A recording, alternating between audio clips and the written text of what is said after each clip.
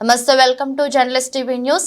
రాజకీయ నాయకులకు గత చరిత్ర అంతగా తెలియక తికమక పడుతున్నారు.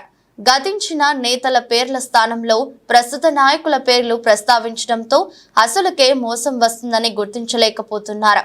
తమ వాగ్దాటితో బతికి ఉన్నోళ్లను చంపేస్తున్నారు. పార్లమెంట్ ఎన్నికల ప్రచారంలో భాగంగా మహబూబాబాద్ ఎమ్మెల్యే రాజీవ్ గాంధీ అంశాన్ని ప్రస్తావిస్తూ రాహుల్ గాంధీ పేరును కలపడం కలకలం రేపింది. ఈ వెంటనే సహచరుడు అందించిన సూచనతో మాటను మార్చేశాడు మురళన్న. ఇదేంది అన్నా అని తోటి నాయకులు ముక్కున వేలేసుకున్నారు. బతికి ఉన్నోడిని ముక్కలు ముక్కలుగా చంపేశాడని అసహనం వ్యక్తం చేశారు. ఒకసారి మీరే వినండి. ఆయన ముక్కలు ముక్కలుగా కాల్చి చంపేసిండ్రు. చంపిన ముక్కలు ముక్కలుగా శవాలు ముద్దలు ముద్దలుగా పడి ఉన్నా కూడా శవాన్ని నిజంగా రాహుల్ గాంధీ గారి శవాన్ని గుర్తుపట్టలేనంత విధంగా ఘోరంగా తయారైంది. అటువంటి రాజీవ్ గాంధీ ఉంటే ఆయన ముక్కలు ముక్కలుగా కాల్చి చంపేసిండ్రు.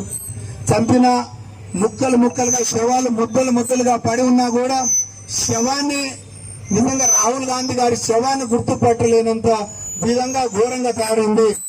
అటువంటి రాజీవ్ గాంధీ ఉంటే ఆయన ముక్కలు ముక్కలుగా కాల్చి చంపేసిండ్రు. చంపిన ముక్కలు ముక్కలుగా శవాలు ముద్దలు ముద్దలుగా పడి ఉన్నా కూడా శవాన్ని నిజంగా రాహుల్ గాంధీ గారి శవాన్ని గుర్తుపట్టలేనంత విధంగా ఘోరంగా తయారైంది. అటువంటి రాజీవ్ గాంధీ ఉంటే ఆయన ముక్కలు ముక్కలుగా కాల్చి చంపేసిండ్రు.